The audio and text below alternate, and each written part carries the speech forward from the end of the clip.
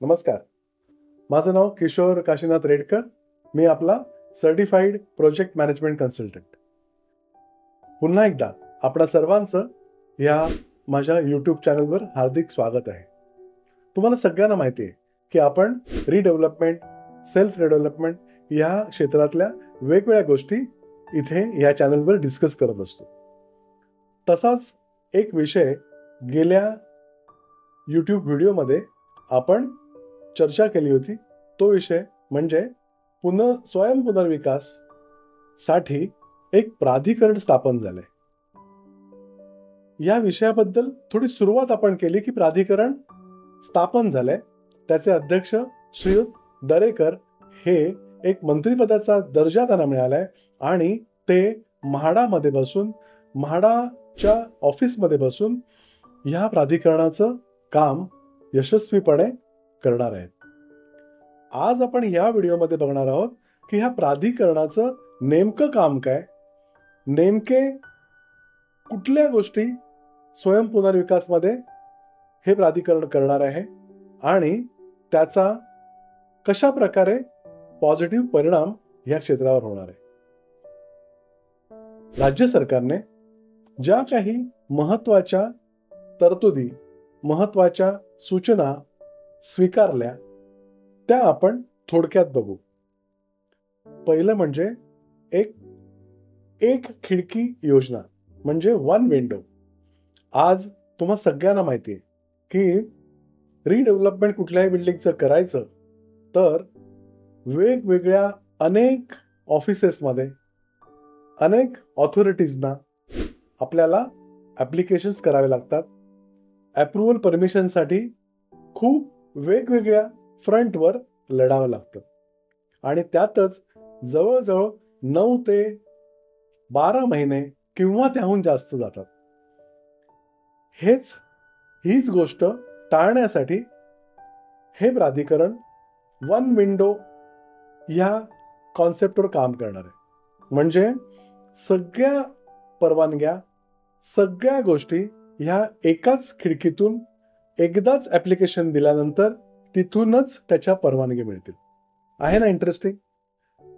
ही एक गोष्ट फार महत्वाची आहे आणि ती प्राधिकरण अस्तित्वात आणणार आहे. दुसरी गोष्ट ती म्हणजे आज स्वयंपुनर्विकासाबद्दल बरंच काही बोललं जातं, पण अजूनही सगळ्या सोसायटीजना किंवा मॅक्झिमम सोसायटीजना स्वयंपुनर्विकास म्हणजे फार काही मोठा एक डोंगर चढल्यासारखं वाटतं. आणि त्याचं मुख्य कारण म्हणजे फायनान्स, लोन. आज कितीही म्हटलं तरीही ह्या लोनबद्दल, प्रोजेक्ट लोनबद्दल एक क्लिअर आयडिया, पूर्णपणे सगळ्या गोष्टी क्लिअर अशा अजिबात नाहीयेत. तर त्या गोष्टी अगदी पारदर्शक, सोप्या आणि अगदी कोणालाही, कुठल्याही सोसायटीला ते लोन घेता येईल अशा प्रकारची योजना ही प्राधिकरण करण्याचा प्रयत्न करणार आहे.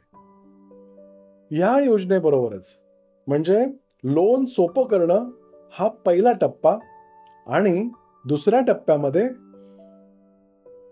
जे बँकेकडून लोन घेणार आहेत तर आज त्याचं 12.5% ह्या इंटरेस्ट रेट आहे.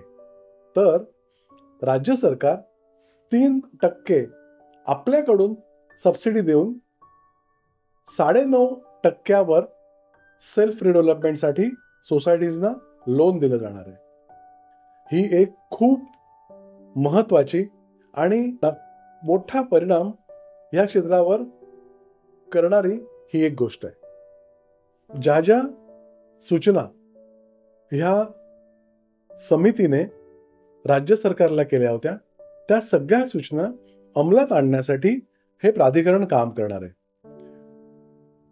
वेगवेगळ्या प्रीमियममध्ये ज्या काही कन्सेशन्स दिले गेले होते, ज्या घोषणा त्या प्रकारच्या केल्या होत्या, एक काळ ठरवण्यात येणार आहे ज्या काळात हा प्रोजेक्ट पूर्ण व्हायलाच पाहिजे. तसंच एक दक्षता समिती स्थापन करण्यात येणार आहे. जी दक्षता समिती ही ह्या क्षेत्रामध्ये सेल्फ डेव्हलपमेंटमध्ये कुठलीही चुकीची गोष्ट होऊ नये याची काळजी घेणार आहे. एक नोडल एजन्सी ही हे सगळं जे आर्थिक व्यवहार आहेत, जे लोन्स आहेत, ज्या सबसिडीज आहेत त्याबद्दल काम करणार आहे. ते सुद्धा प्राधिकरणाच्या अंडर येणार आहे. तसंच या क्षेत्रामध्ये सेल्फ डेव्हलपमेंट होताना कुठल्याही प्रकारे काही प्रॉब्लेम झाले तर एक तक्रार निवारण कक्ष सुद्धा असणार आहे.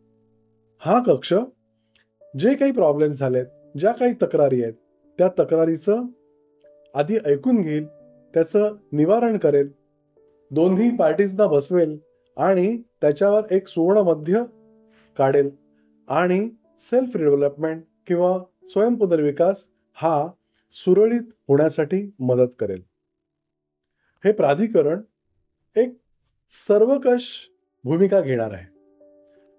स्वयंपुनर्विकासामध्ये सुरळीत सगळ्या गोष्टी व्हाव्यात म्हणून हे प्राधिकरण काम करणार आहे. या प्राधिकरणामध्ये वेगवेगळे एक्सपर्ट्स असतील, वेगवेगळे अधिकारी असतील, त्यांचे टास्क हे ठरवून दिलेले असतील आणि त्या टास्क प्रमाणे कामं झाल्यानंतर हे स्वयंपुनर्विकास क्षेत्र हे अतिशय सुरळीतपणे चालेल. आणि म्हणूनच या प्राधिकरणाची स्थापना हे एक वेगळं आणि खूप महत्वाचं पाऊल राज्य सरकारने टाकलं आहे असं आपल्याला म्हणावंच लागेल. याबद्दल राज्य सरकार आणि श्रीयुत दरेकर यांचं मी खूप खूप पुन्हा एकदा अभिनंदन करतो आणि त्यांना ह्या सगळ्या कामासाठी एक शुभेच्छा देतो.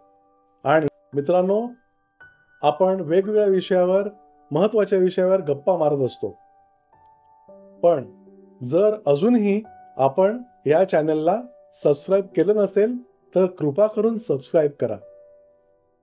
हे चॅनल जास्तीत जास्त लोकांपर्यंत पोहोचेल यासाठी सगळ्या मित्रांकडे, सगळ्या ग्रुपवर शेअर करा आणि जे बेल आयकॉन आहे त्या बेल आयकॉनवर क्लिक करा, जेणेकरून आपला पुढला व्हिडिओ, खूप महत्वाच्या विषयांवर आपण बोलायचं आहे, ते सगळे व्हिडिओज आपल्याला ताबडतोब मिळतील.